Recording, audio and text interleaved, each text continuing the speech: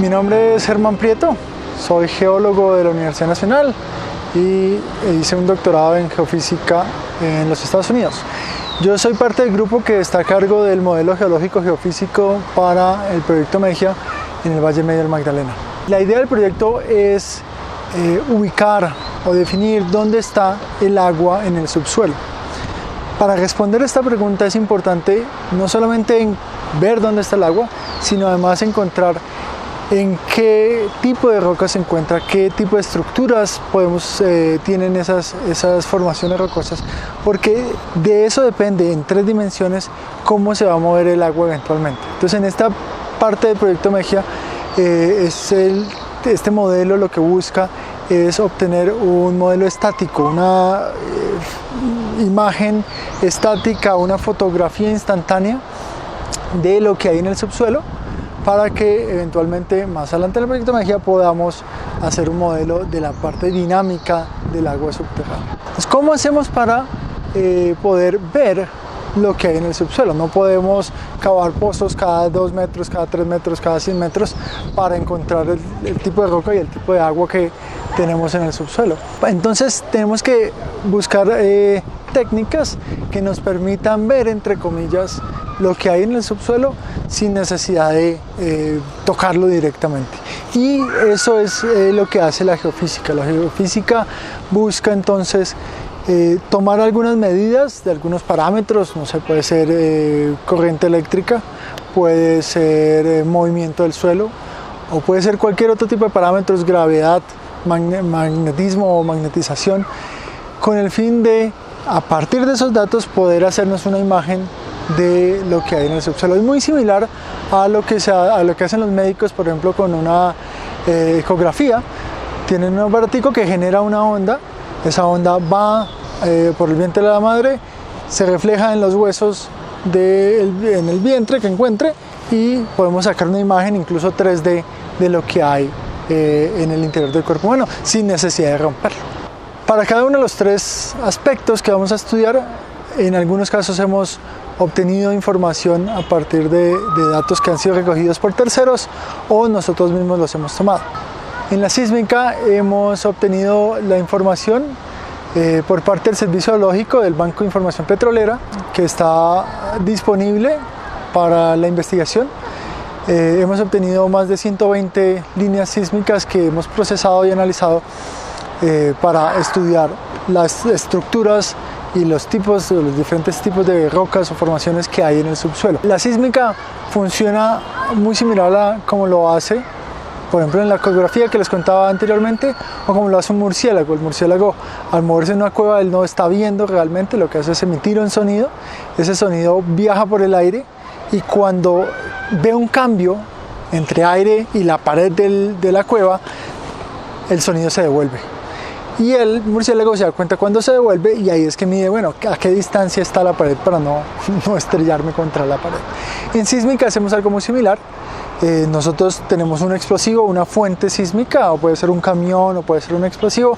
Esas ondas que se generan al haber esa explosión se propagan hacia el interior del planeta Tierra, y cuando encuentran un cambio en las características de las rocas, rocas con agua o sin agua, o rocas con ciertas características muy rígidas y otras mucho más blandas, ese tipo de cambios en el comportamiento físico, por eso se llama geofísica, de las rocas, nos permite ver, ubicar esos cambios en profundidad y poder hacer un modelo tridimensional de lo que hay en el subsuelo. Entonces, esos datos de la sísmica los hemos obtenido a partir de la información que reposa en el Servicio Geológico Colombiano. Muy similar con los datos de registros de pozo, que también están en el Servicio Geológico, y que tanto la sísmica como los registros de pozo no fueron tomados por el proyecto Mejia. Son trabajos que se han hecho o que ha realizado la industria del petróleo principalmente, y que tienen que ser compartidos con el Estado para que eventualmente podamos hacer este tipo de trabajos de investigación.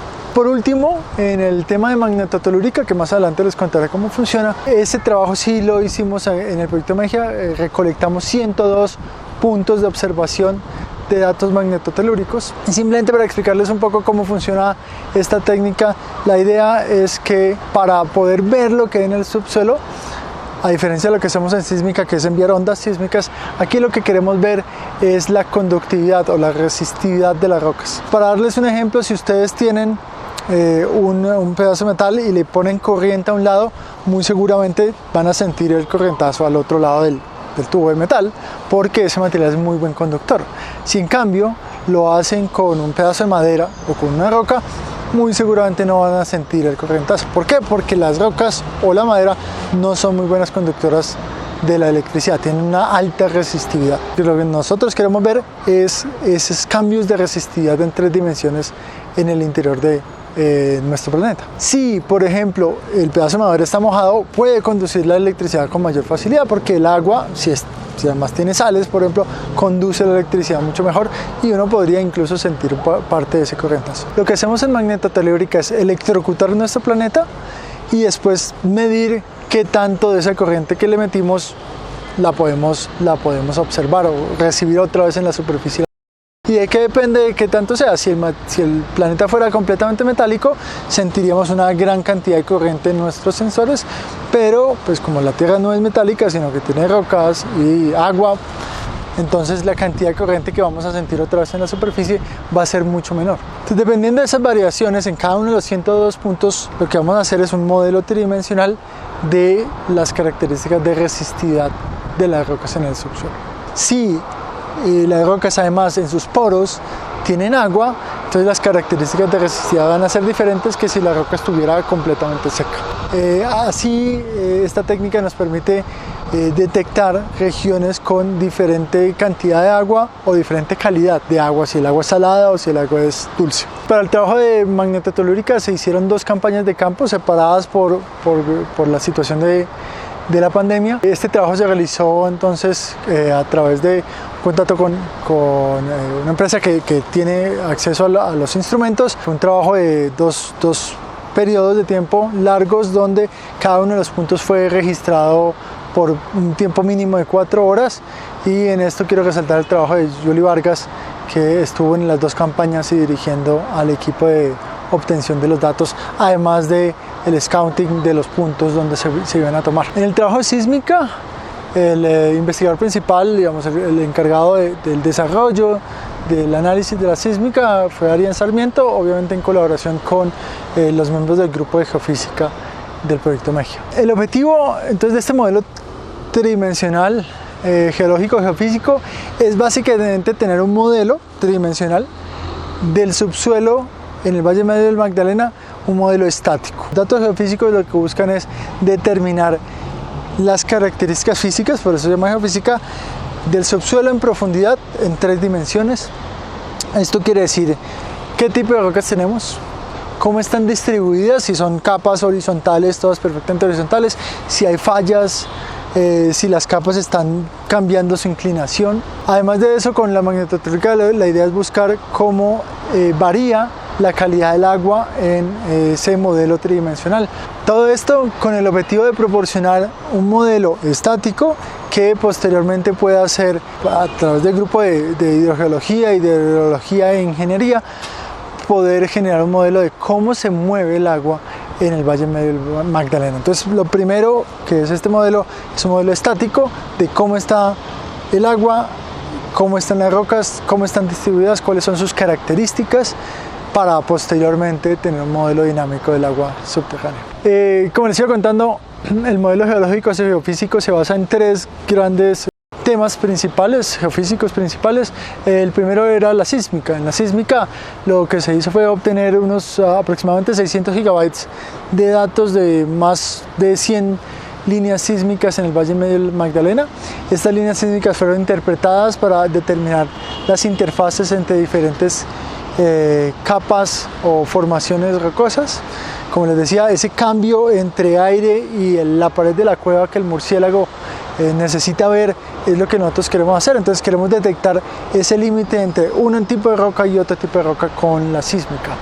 Esas imágenes sísmicas que obtenemos, entonces esa interpretación, tenemos que convertirla a profundidad, porque las ondas sísmicas se propagan en el tiempo y lo que necesitamos es calcular a qué profundidad están las diferentes interfaces para poder hacer un modelo tridimensional del Valle Medio del Magdalena. Entonces esa transformación a profundidad es un paso importante y se basa mucho en la información de pozo, en la información que ha trabajado en la industria, que determina la velocidad en función de la profundidad, para nosotros así poder transformar nuestro modelo, digamos, computacional de las interfaces a profundidad, un modelo tridimensional. Posteriormente, ya interpretadas y transformadas a profundidad cada una de esas líneas sísmicas, se realizó una interpolación para obtener un modelo tridimensional de todo el Valle Medio del Magdalena, o bueno, de toda la región de interés geofísica en el Valle Medio del Magdalena.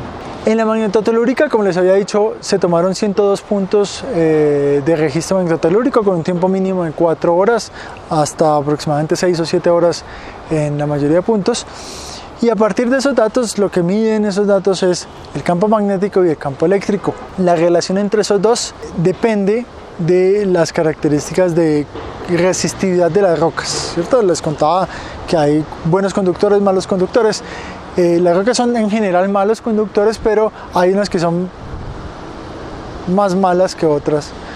Y lo que queremos ver es esas diferencias en la conductividad o en la resistividad de las rocas, que es digamos, el inverso de la conductividad. Entonces, a cada uno de los 102 puntos se le hace un análisis a la obtención de los datos. Se obtienen datos por 4 o 6 horas, se hace un procesamiento de tal manera que se normalizan los datos. Nosotros tuvimos en todo momento una estación remota que nos ayuda a limpiar los datos de cada puntos extremos, y a partir de esos datos, entonces ya limpios, se obtiene una curva que se llama una curva de resistividad aparente. Esa curva de resistividad aparente lo que mide es la resistividad que observamos en función del periodo. Esas curvas, para cada uno de los 102 puntos tenemos una curva, y esas curvas van a tener un comportamiento dependiendo de lo que hay en profundidad en el subsuelo. Entonces, a partir de los 102 puntos cogimos líneas muy similares a lo que se hace en sísmica, una especie de línea sísmica, pero ahorita una línea magnetotelúrica, y generamos un modelo matemático a través de un proceso de inversión que me explique todas las curvas observadas en cada una de las estaciones, y así obtener un modelo bidimensional primero en cada una de las líneas, y después a través de la interpolación generamos un modelo tridimensional de la resistividad del subsuelo en función de la profundidad. Para los registros de pozo, a partir de los datos obtenidos a través del servicio geológico, tenemos una gran cantidad de pozos que han tenido algún tipo de registro. Estos registros pueden ser de diferente tipo, pueden ser de densidad, de neutrón, de gamma ray y potencial espontáneo. Hay diferentes tipos de registros que hay. No todos los pozos tienen los mismos registros, pero a partir de todos ellos podemos inferir algunas cosas que hay en el subsuelo. La ventaja de la información de pozos es que es de muy alta resolución, porque pues tenemos todo el registro en profundidad, y a partir de esos registros, entonces, que me dicen densidad o me dicen rayos gamma o neutrón, etcétera, podemos hacer inferencias sobre contenido de arcilla, el volumen de arcilla que hay en las rocas, en cada una de las formaciones, que la hemos visto en la sísmica. Ahorita la podemos, digamos, ver mucho más cerca en la información de pozo. Podemos también determinar la porosidad, qué tanta porosidad tiene una formación, una roca a diferentes profundidades. Y finalmente tratamos de obtener un parámetro a partir del potencial espontáneo, que es la salinidad del agua subterránea. Esta salinidad es bien importante porque dependiendo de esa salinidad el agua puede ser potable, puede ser útil para, por ejemplo, cultivos, o puede ser definitivamente no apta para el uso humano. Entonces, en cada uno de los registros de pozo obtenemos, a partir de los registros de pozo, una idea o un estimado, un valor estimado de la porosidad de la roca, del volumen de arcilla y de la salinidad. Y nuevamente, utilizando la información que ya tenemos de la sísmica, tratamos de hacer una interpolación entre los diferentes puntos donde hay datos, es decir, la información de pozo. Hacemos una interpolación para tener nuestro modelo tridimensional del Valle Medio del Magdalena para su porosidad, para su volumen de arcilla y para la salinidad del agua. Esta salinidad del agua casualmente se puede correlacionar con las características de resistividad que obtenemos a partir de la magnetotelúrica. Entonces, esa relación entre estos dos parámetros puede ser muy útil para mejorar aún más el modelo tridimensional e incluso corroborar los modelos dinámicos que eventualmente se van a generar en el proyecto Mejia. Los resultados del modelo geológico geofísico tridimensional que estamos presentando en este momento van a informar nuevamente, como les había contado anteriormente, a los grupos de hidrogeología y al grupo de ingeniería que está encargado de realizar el modelo dinámico del flujo del agua en el subsuelo. Para poder hacer ese modelo dinámico tenemos que tener muy claro cómo es el modelo estático, y este es el producto principal del modelo geológico geofísico que estamos entregando hoy. De este modelo geológico geofísico, ¿qué es útil para la comunidad del Valle Medio del Magdalena? Esa es una buena pregunta, aunque parece algo complicado porque estamos hablando de porosidad, de permeabilidad o de salinidad del agua o de sísmica, que no parece ser directamente útil a las comunidades. Creo que hay dos aspectos importantes para resaltar, y creo que el más importante realmente es calidad del agua. ¿Por qué? Porque si nosotros tenemos unos valores de salinidad del agua, esa salinidad, si la salinidad del agua es mayor a cierto valor, el agua no es potable o no puede ser utilizada para cultivos, porque pues, si tiene demasiada sal no va a ser útil para los cultivos o para el consumo humano. Entonces, ya que tenemos un modelo tridimensional de ese límite entre agua salada y agua salobre, agua salada o agua dulce, ese límite lo estamos mapeando y puede ser muy útil para las comunidades, porque eso puede ayudar a determinar hasta qué profundidad tenemos o podemos hacer uso, tenemos potencial uso del agua subterránea en el Valle Medio del Magdalena. Y como ustedes lo ven en los modelos que estamos presentando en el reporte, esa profundidad varía, y varía dependiendo de la geología, varía dependiendo de la calidad del agua, de lo que observamos en la resistividad, y esto es una herramienta muy útil para tomar decisiones en cuanto al potencial de aguas subterráneas útil para el ser humano que tenemos en el Valle Medio del Magdalena.